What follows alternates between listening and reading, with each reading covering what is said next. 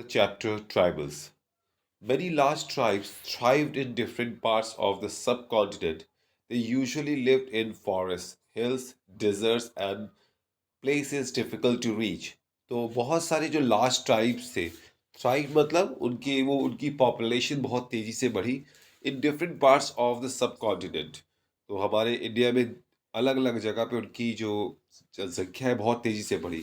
They usually lived in forest, hills and deserts in places. तो ज़्यादातर कहाँ रहते थे? जंगलों में, पहाड़ों पे, रेगिस्तानों में, जहाँ पे नॉर्मल इंसान को पहुंचना आसान ना हो। Sometimes they clashed with the more powerful caste-based societies in various way। तो कई बार उनकी उनकी जो लड़ाई होती थी, क्लैश होता था उनके जो पावरफुल कास्ट बेस्ड सोसाइटीज थी। In various ways, the tribes retain their freedom and preserve their separate culture। लेकिन वो नॉर्मल जो सोशल सिस्टम के लोग थे, उनसे ज़्यादातर ट्राइब्स ने अपने आप को दूर रखा और उन्होंने अपनी पहचान को खोने नहीं दिया और अपनी फ्रीडम को भी बनाए रखा।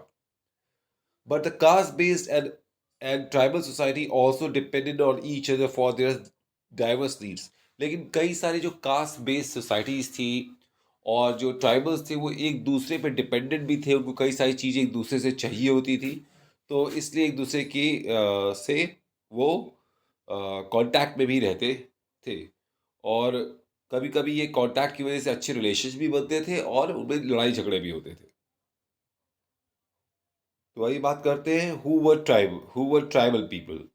Tribal people were found in almost every region of the subcontinent. The area and influence of a tribe varied at different points of time। तो लगभग हर इंडिया के हर एरिया में ट्राइबल पीपल मिलते हैं और the area and influence of A tribe very. तो जो अलग अलग एरिया में उनके रहने का, उनके उनके इन्फ्लुएंस मतलब उनका जो असर है उस एरिया पे, वो अलग तरीके से पड़ता है।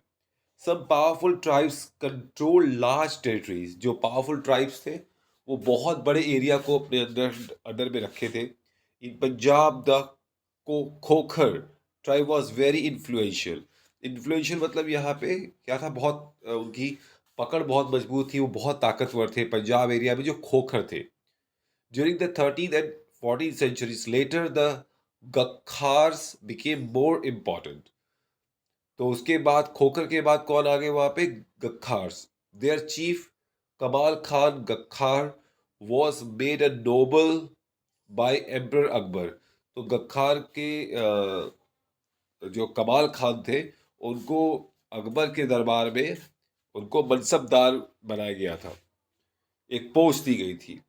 इन Multan and Sindh the Langhas and Arghuns dominated extensive regions before they were subdued by the Mughals। और मुल्तान और सिंध में जो है लंघास और अरगुन्स थे, वो उन्होंने बहुत ही दिनों तक वहाँ पे डोमिनेट करके वहाँ पे अपनी पावर को बनाए रखा। बाद में वो सबड्यूड कर दिया गया, मतलब उनको दबा दिया गया मुगल्स एम्परर के द्वारा। The Balochis were another large and powerful tribes. तो जो फिर उसके बाद कौन थे? बलूचिस्तान के जो बलोचीज थे वो बहुत ही पावरफुल थे।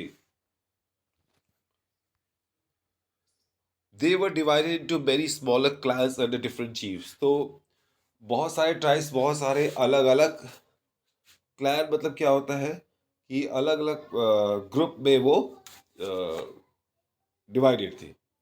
In many areas of present-day Bihar and Jharkhand, Shero chiefdoms had emerged by the 12th century। तो जैसे कि बिहार और झारखंड की बात करो, वहाँ शेरो जो चीफडम्स थे, मतलब वहाँ के वो हेड हो गए शेरो। और वो कब आए थे? 12th सेंचुरी में। Raja Man Singh Akbar's famous general attacked and defeated the Sheroz in 1591। लेकिन मान सिंह जो राजा अकबर के अंडर में थे, उन्होंने 1591 को शेरोज को हरा दिया। अ लार्ज अमाउंट ऑफ बूटी वॉज टेकन फ्रॉम देम। और बूटी मतलब होता है खजाना। तो बहुत बड़े अमाउंट का खजाना उनसे लिया गया। But they were not entirely subdued. लेकिन वो पूरी तरह नहीं दबे। Under Aurangzeb Mughal forces captured many Sheroz fortresses and subjugated the tribe. और औरंगजेब का जब शासन आया तो उसने कई सारे शहरों के जो किले थे, छोटे छोटे किले, उनको अपने कैप्चर में कर दिया, उनको सब्जुगेट किया. The Mundas and Santals were among the other important tribes that lived in this regions. तो शहरों के अलावा बिहार और झारखंड में कौन थे? मुंडास और संथल्स जो वहां पर रहते थे. They lived in this region also in Orissa and Bengal. तो वो इस रीजन में भी रहते थे और उड़ीसा और बंगाल में भी वो रहते थे. The Maharashtra Highlands and Karnataka were home to कोलीज. तो महाराष्ट्र और कर्नाटका में कौन थे? कोलीज. कोलीज, बेरथ्स एंड न्यूमरस अदर्स. तो कोलीज और बेरथ्स कहाँ थे? महाराष्ट्र और कर्नाटका में. कोलीज also lived in many areas of Gujarat. Further south there were large tribal population of कोरगास. तो कोलीज महाराष्ट्र में भी थे और गुजरात तक फैले हुए थे. और कोरगास जो थे वो क्या थे? कोरगास, वेत्रास, मारवास एंड मेनी अदर्स. तो साउथ में ये कोरगास, वेत्रास और मारवास, ये लोगों का बहुत ज़्यादा इन्फ्लुएंस था.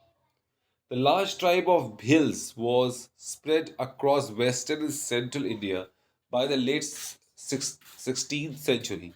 तो भिल्स जो थे वो बहुत ज़्यादा फैल गए थे वेस्टर्न और सेंट्रल इंडिया में 16th सेंचुरी के आते आते.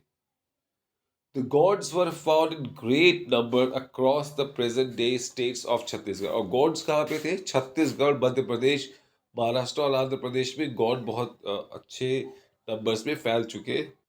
आइए बात करते हैं how nomads and people, mobile people lived. तो नोमैडिक जो घूमने वाले बंजारे लोग थे वो कैसे रहते थे? Nomadic पेस्टोलिस्ट moved over long distances with their animals. तो जो पेस्टोलिस्ट थे वो ज़्यादातर क्या करते थे? वो खेती वेती नहीं करते थे, वो अपने गाय भैंस बकरी ये सब पालते थे और उनका दूध बेचते थे या जानवर को सीधे बेचते थे वो. तो they were called nomadic pastoralist. They lived on milk and other pastoral products. They also exchanged wool, ghee, etc.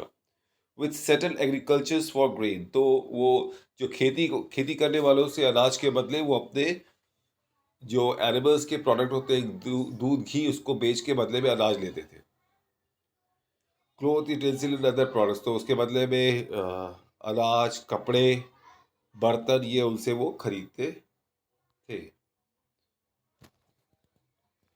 The Banjaras were the most important trader nomads. तो अब इस पे आते हैं सब बंजारास, जिनको जो मतलब जो घूमने वाली प्रजातियां थी. तो जैसे पेस्टोलिस्ट थे, इसी तरह बंजारास थे. देयर कारवा वॉज कॉल्ड टांडा. और उनके कारवा मतलब जो उनकी पूरी टोली चलती थी उसको कारवा बोलते थे. Sultan Alauddin Khilji use the Banjaras to transport grain to the city markets. और खिलजी ने उनका बहुत ही सही इस्तेमाल किया क्योंकि वो घूमते रहते थे, तो उनकी गाड़ियों में वो अपनी चीज़ों को ट्रांसपोर्ट करना उन्होंने शुरू किया. Emperor Jahangir wrote in his memoirs that the Banjaras carried grain on their bullock from different areas. तो जहांगीर ने भी इसको मेंशन किया है कि बंजारास जो है बुलक अपने बैलगाड़ी में अनाज ले आके बेचते, sold it in towns. They transport food grain for the Mughals army during military campaigns.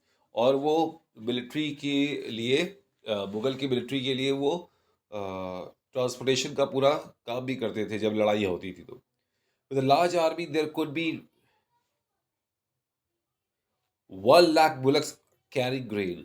तो बहुत बड़ी आर्मी के साथ लगभग 1 लाख बुलक्स जो होते थे वो ग्रेन पहुंचाने का काम करते थे.